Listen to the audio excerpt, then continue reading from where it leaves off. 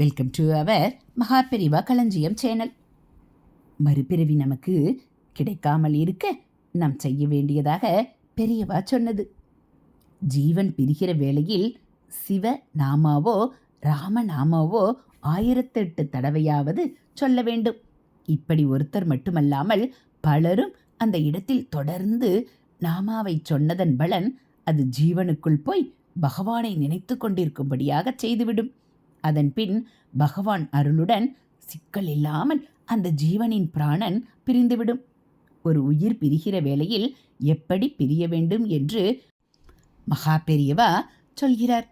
நாம ஜப சிந்தனையோடு ஜீவன் பிரிந்தால் அதற்கு மறுபிறவி இல்லை. மறுபிறவி இல்லை என்றால் அனைவரும் இறைவனோடு இரண்டர கலந்து விடலாம். அதனால்தான் வாழ்கின்ற போதே பகவானின் நாமத்தை எத்தனை முறை சொல்ல முடியுமோ அத்தனை முறை நாம் உச்சரித்து கொண்டிருக்க வேண்டும் என்று சொல்லப்படுகிறது. ஹரஹர சங்கர ஜெய ஜெயசங்கர, ஹரஹர சங்கர ஜெய ஜெயசங்கர, மகா பெரியவா சரணம். இது நாம் மோட்சத்தை அடைய மகா பெரியவா சொன்ன எளிய வழி.